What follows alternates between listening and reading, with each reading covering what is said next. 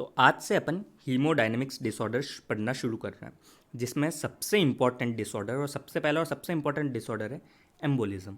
Basically आप कोई भी यूनिवर्सिटी का कोई भी पेपर उठा के देखो, आपको एम्बोलिज्म पर सवाल ज़रूर मिलेगा। इसलिए मैं एम्बोलिज्म को 3 से 4 छोटी छोटी वीडियोज़ में कन्वर्ट करूँगा।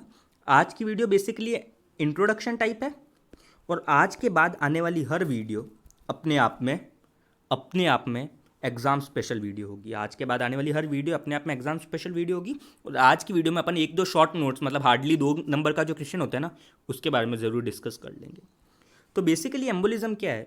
तो एम्बोलिज्म यानी बेसिकली ये मान लीजिए ब्लड वेसल्स है, कोई ब्लड वेसल है, इसके अंदर कोई चीज़ आके ऑब्स्ट्रक्ट हो गई, ठीक है, तो ये बेसिकली एक एम्बोलस है। ठीक है, ये बेसिकली कर क्या रहा है? ये ऑब्स्ट्रक्ट कर रहा है फ्लो ऑफ ब्लड को। कोई भी चीज़ ब्लड वेसल में आके अटक गई, लॉज हो गई, जो ब्लड फ्लो को ऑब्स्ट्रक्ट करे, वो बेसिकली एम्बुलस होता है। ठीक है, अगर अपन प्रॉपर डेफिनेशन की बात करें तो कोई डिटैच्ड इंट्रावस्कुलर, कोई ऐसी चीज़, मान लीजिए कोई यहाँ पे चिपकी हुई थी, वो डिटैच हो गई, मान लीजिए कोई थ्रोम्बस था, या थ्रोम्बस ही नहीं, कुछ और भी हो सकते हैं, कोई फैट ड्रॉपलेट्स थी या कुछ भी हो सकता है, आप कोई ट्यूमर का सेल हो गया, वो बेसिकली इंट्रावस्कुलर मतलब वेसल्स के अंदर है, ब्लड वेसल के अंदर, चाहे वो सॉलिड हो, लिक्विड हो या गैसियस मैटर हो। तो डिटैच्ड, एक सेकेंड है, डिटैच्ड इंट्रावस्कुलर सॉलिड, लिक्विड और gaseous mass that is carried by blood to a site distant from its point of origin. मतलब मान लीजिए यहाँ पे आया, मतलब यहाँ से ये इसका पॉइंट ऑफ ओरिजिन था, यहाँ से ब्लड वेसल में डिटैच हो गया और ब्लड के साथ साथ बहता बहता कोई और जगह पहुँच गया। मान लीजिए जाके कहीं पे ब्लड वेसल डिवाइड हुई, तो वो जाके यहाँ पे अटक गया, जहाँ ब्लड वेसल डिवाइड हो रही है वहाँ जाके अटक गया। उसके कारण क्या करेगा, आगे अब ब्लड वेसल, अब आगे ब्लड सप्लाई नहीं जा रही, तो ये वहाँ जाके लॉज हो गया और ऑब्स्ट्रक्ट कर रहा है फ्लो ऑफ ब्लड को। तो बेसिकली इसकी डेफिनेशन क्या है? It is a detached intravascular solid, liquid और gaseous mass that is carried by blood to a distant site from the point of origin. मतलब पॉइंट ऑफ ओरिजिन से कहीं और जाके ये जाके लॉज होता है ब्लड वेसल में। अगर अपन इसकी बात करें तो बेसिकली 95% जो एम्बोलिज्म होते हैं ना, वो थ्रोम्बस के कारण होते हैं, जिनको अपन थ्रोम्बो एम्बोलिज्म बोलते हैं। बट अदर रेयर फॉर्म्स भी है। ये अदर रेयर फॉर्म्स कौन कौन से होते हैं? तो फैट ड्रॉपलेट कोई एम्बोलिज्म कर सकता है, नाइट्रोजन के बबल एम्बोलिज्म कर सकते हैं, ट्यूमर फ्रेगमेंट एम्बोलिज्म कर सकते हैं, फॉरेन बॉडीज एम्बोलिज्म कर सकती है, एथेरोस्क्लेरेटिक डेब्रीज जो होती है जैसे कोलेस्ट्रॉल के कारण एम्बोलिज्म हो सकता है। तो क्या क्या चीज़ें एम्बोलिज्म कर सकती है अगर आप देखो तो? फैट, कोलेस्ट्रॉल, ठीक है, बेसिकली, और नाइट्रोजनस बबल्स, ठीक है, ट्यूमर सेल्स, ये सब बेसिकली चीज़ें एम्बोलिज्म कर सकती है। और एम्बोलिज्म होने के कारण क्या होगा? तो एम्बोलिज्म के कारण इस्चेमिक नेक्रोसिस होगा, जिसको अपन दूसरे भाषा में क्या बोलते हैं, मतलब आम लैंग्वेज में infarction of down streaming tissue. मतलब बेसिकली ये कोई ब्लड वेसल है, अब मान लीजिए ये यहाँ से ब्लड फ्लो कर रहा था, दोनों तरफ अच्छे से ब्लड फ्लो कर रहा था, लेकिन यहाँ पे हो गया एम्बोलिज्म। तो अब ये ब्लड फ्लो यहाँ तो आराम से होगा, पर यहाँ पे ब्लड फ्लो नहीं होगा। इसके कारण यहाँ पे जो भी टिश्यू है उसका क्या होगा? स्ट्रीमिया। तो डाउनस्ट्रीम यानी आगे बहती फ्लो के आगे आगे, ठीक है, अपस्ट्रीम यानी उल्टी तरफ और डाउनस्ट्रीम यानी इस तरफ। तो जो भी डाउनस्ट्रीम टिश्यू होंगे उसका इस्चेमिक नेक्रोसिस देखने को मिलेगा। अगर अपन टाइप ऑफ एम्बोलिज्म की बात करें, एम्बोलस के टाइप की बात करें, तो फिजिकल नेचर के ऊपर सॉलिड एम्बोलिज्म, लिक्विड एम्बोलस और गैसियस एम्बोलस देखने को मिलते हैं। सॉलिड एम्बोलस यानी थ्रोम्बो एम्बोलिज्म, जो 95% यानी सबसे ज़्यादा कॉमन है। ट्यूमर एम्बोलाई, मतलब कोई ट्यूमर सेल जाके लॉज हो जाता है। टिश्यू फ्रेगमेंट, या कोई बैक्टीरिया, पैरासाइट या कोई फॉरेन बॉडीज़ के कारण। तो ये सब एग्जाम्पल है मतलब सॉलिड एम्बोलाई के कारण। इसमें जो एम्बोलस है वो सॉलिड है। लिक्विड जैसे फैट ड्रॉपलेट या बोन मेरो या एमनियोटिक फ्लूइड, ये सारे लिक्विड एम्बोलाई है। और नाइट्रोजन के बबल्स हुए या कोई एयर बबल हुए, ये सब गैसियस एम्बोलाई के एग्जाम्पल है। दूसरा बेसिस होता है क्या वो एम्बोलाई इन्फेक्टेड है या नहीं है। तो जो ब्लैंड एम्बोलाई होता है वो तो होता है स्टेराइल, मतलब वो इन्फेक्टेड नहीं होता। लेकिन जो सेप्टिक एम्बोलाई होता है, सेप्टिक का मतलब बेसिकली इन्फेक्शन, तो वो इन्फेक्टेड एम्बोलाई होता है। ठीक है, सोर्स की बात करें तो एंडोजीनस हो सकता है या एक्सोजीनस हो सकता है। अब एक्सोजीनस यानी अपन अभी इतनी देर बात कर चुके हैं, पैरासाइट हो सकते हैं, वायरस हो सकते हैं, या पैरासाइट बैक्टीरियाज हो सकते हैं, बेसिकली कोई भी फॉरेन बॉडीज़ हो सकती है। और एंडोजीनस अपन जो बाकी सब देख लिए, पर अब एंडोजीनस आगे दो तरह के होते हैं, या तो कार्डियक होंगे या वस्कुलर होंगे। इसको थोड़ा सा समझते हैं क्योंकि ये इंटरेस्टिंग बात। तो बेसिकली अपन एंडोजीनस की बात कर रहे थे। एंडोजीनस में कौन कौन से होते हैं? कार्डियक और वस्कुलर, है ना, ये दो तरह के होते हैं। अब कार्डियक क्या होते हैं? तो यूजुअली कार्डियक एम्बोलाई जो होते हैं वो लेफ्ट साइड ऑफ हार्ट से ओरिजिनेट होते हैं। कहाँ से ओरिजिनेट होते हैं? लेफ्ट साइड ऑफ हार्ट से यूजुअली कार्डियक एम्बोलाई ओरिजिनेट होते हैं।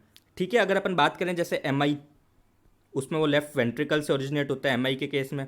और एक कंडीशन होती है इन्फेक्टिव एंडोकार्डाइटिस। इन्फेक्टिव एंडोकार्डाइटिस, तो इस इन्फेक्टिव एंडोकार्डाइटिस में क्या होता है कि जो आपका मतलब वॉल्स होते हैं ना हार्ट के, उसके ऊपर कुछ वेजिटेशंस आ जाते हैं, मतलब कुछ ग्रोथ हो जाती है। वो बेसिकली जो वेजिटेशंस है वही थोड़े टाइम बाद डिटैच हो जाएंगे और वो मतलब as a source of emboli बन गया। वो समझ रहे हैं आप कि वही वेजिटेशन बाद में as a source of cardiac emboli बन जाता है। वहीं दूसरी बात अगर अपन देखें तो वस्कुलर। अब वस्कुलर भी तीन तरह के होते हैं, आर्टीरियल, वीनस, लिम्फेटिक। अब आर्टीरियल के तो अपन एग्जाम्पल अच्छे से जानते हैं, अभी अपन ने प्लेग के बारे में पढ़ा, एथेरोमेटस प्लेग, यानी जिसमें कौन से एम्बोलाई थे? Cholesterol emboli. दूसरे जो अपन फर्स्ट ईयर में ही पढ़ चुके हैं, एन्यूरिज्म। एन्यूरिज्म भी तो एक तरह का गैसियस एम्बोलाई हो गया, है ना। तो दूसरा अपन ने जो देखा वो एन्यूरिज्म देखा। अगर अपन वीनस की बात करें तो डीप वीनस थ्रोम्बोसिस, ठीक है, जहाँ डीप वेन में थ्रोम्बोसिस होता है तो डीप वेन थ्रोम्बोसिस, वो एक तरह का मतलब वो है आपका एम्बोलाई है। ये अपन आगे पल्मोनरी एम्बोलिज्म वगैरह में अच्छे से देखेंगे, इसलिए मैं बोल रहा हूँ ये इंट्रोडक्शन की वीडियो है केवल। और अगर अपन बात करें तो ट्यूमर सेल्स यूजुअली क्या होता है? लिम्फेटिक्स में होते हैं और लिम्फेटिक से वेन्स में जाते हैं।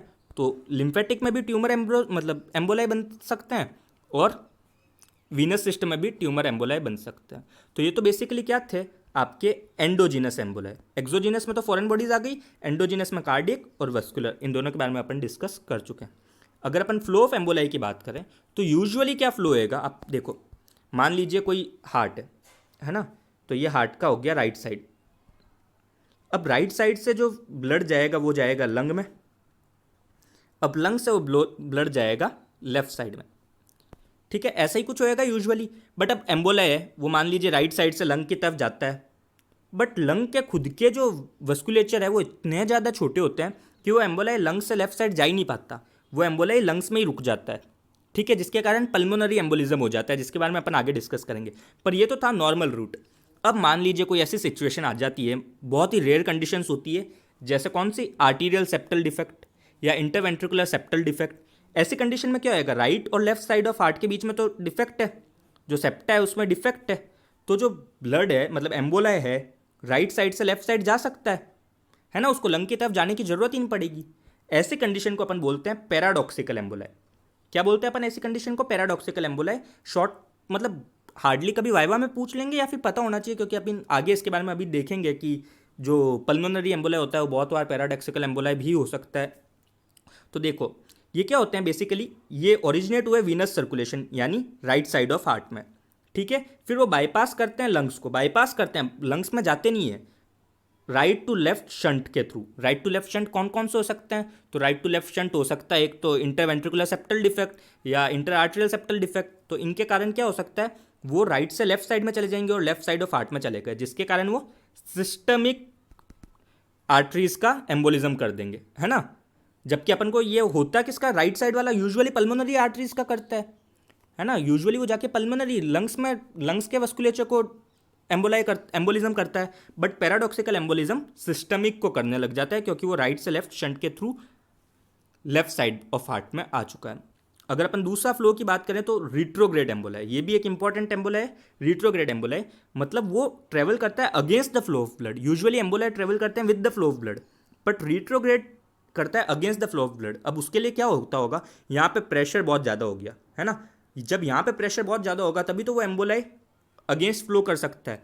ऐसा देखने को मिलता है प्रोस्टेटिक कार्सिनोमा में, क्योंकि एब्डोमिनल प्रेशर इतना ज़्यादा हो जाता है, इसके कारण प्रोस्टेटिक कार्सिनोमा के जो सेल्स है ना उसका मेटास्टेसिस रिट्रोग्रेड फॉर्म में होता है, ठीक है, और वो स्पाइन में जाके मेटास्टेसिस हो जाता है। तो बेसिकली ये बहुत इंट्रोडक्शन बातें थी, अपन आगे जब पढ़ेंगे तो इनके बारे में आपको सब कुछ क्लियर हो जाएगा। तो मेरे को पता है, मतलब होपफुली शायद कुछ बातें आपके दिमाग में रह गई होगी, बट अपकमिंग वीडियोज़ में सब कुछ एकदम क्लियर हो जाएगा। तो ये तो फर्स्ट पार्ट था एम्बोलिज्म का, और बेसिकली बहुत इंट्रोडक्शन पार्ट था, ठीक है, आने वाले पार्ट सारे एग्जाम स्पेशल है, मैं जेन्युइनली बोल रहा हूँ, सारे पार्ट्स एग्जाम स्पेशल होंगे। ठीक है, thank you, this was Jayant Sharma from GMC Barmer, thank you.